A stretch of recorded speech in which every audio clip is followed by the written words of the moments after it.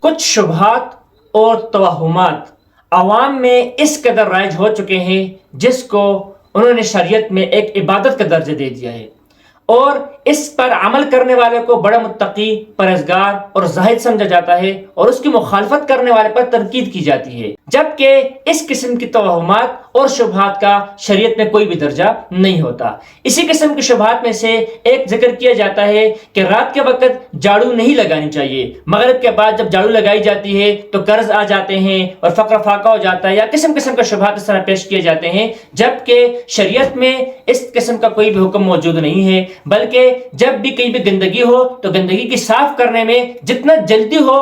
جلدی ممکن ہو صفائی کرنا، اتنے جلدی اس کی صفائی کر دینی چاہیے۔ اب وہ چاہے وہ رات کا ہو، صبح کا ہو، شام کا ہو، جو بھی وقت ہو، اس میں شریعت نے کوئی بھی تعین نہیں کی ہے۔ اسی طرح بعضوں کا سوال کیا جاتا ہے کہ رات کے وقت ناخن کاٹنے چاہیے یا نہیں کاٹنے چاہیے، اور اکثر کہا جاتا ہے کہ گھروں کے اندر ناخن نہیں کاٹنے چاہیے یا مغرب کے بعد ناخن نہیں کاٹنے چاہیے۔ تو شریعت میں ایسے بھی کوئی حکم نہیں ہے، بلکہ ناخن، جیسے کہ میں نے پہلے بتایا تھا کہ یہ جو فطرت، انسان کی فطرت میں جو چند چیزیں شمار کی گئی ہیں، ان میں ناخن تراشنا بھی ہے، اور ناخن تراشنا انبیاء کی سنت ہے، اور سنت عمل اور صفائی والا عمل جتنا جلدی ہو سکے، جیسے کہ نیکی میں دیر نہیں کرنی چاہیے۔ حضرت امام ابو یوسف رحمۃ اللہ علیہ سے ہارون الرشید نے سوال کیا تھا کہ رات کے وقت ناخن کاٹنے چاہیے یا نہیں کاٹنے چاہیے، تو امام ابو یوسف رحمۃ اللہ علیہ نے فرمایا تھا کہ کاٹنے چاہیے، بہتر ہے۔ تو ہارون الرشید نے سوال کیا کہ اس کی آپ کے پاس دلیل کیا ہے کہ رات کے وقت ناخن کاٹنے چاہیے؟ تو امام ابو یوسف رحمۃ اللہ علیہ نے فرمایا کہ یہ صفائی والا عمل ہے، نیکی والا عمل ہے، اور نیکی والے عمل میں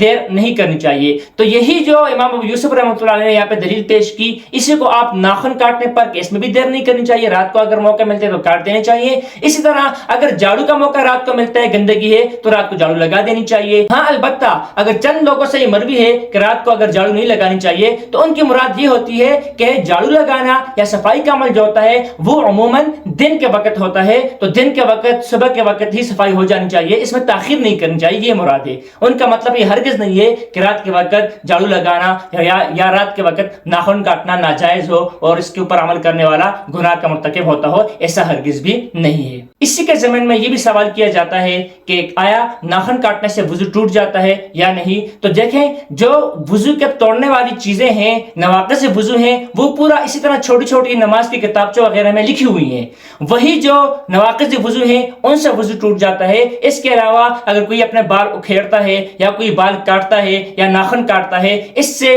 قطعاً وضو میں کوئی بھی فرق نہیں آتا۔ ہاں البتہ اگر ایسا ناخن کاٹا جائے کہ خون نکل جائے، اور خون بھی اتنا نکلے کہ وہ اپنے مقام سے بہہ جائے، بہنے والا خون نکل جائے، اسی طرح اگر بال اکھیڑتے ہیں اور اس طرح اکھیڑے کہ وہاں سے خون نکل کے بہہ جائے، تب تو جا کے خون بہنے کی وجہ سے وضو ٹوٹ جائے گا، لیکن ویسے ہی بال کاٹنے یا ناخن کاٹنے سے وضو پہ کوئی بھی اثر نہیں پڑتا۔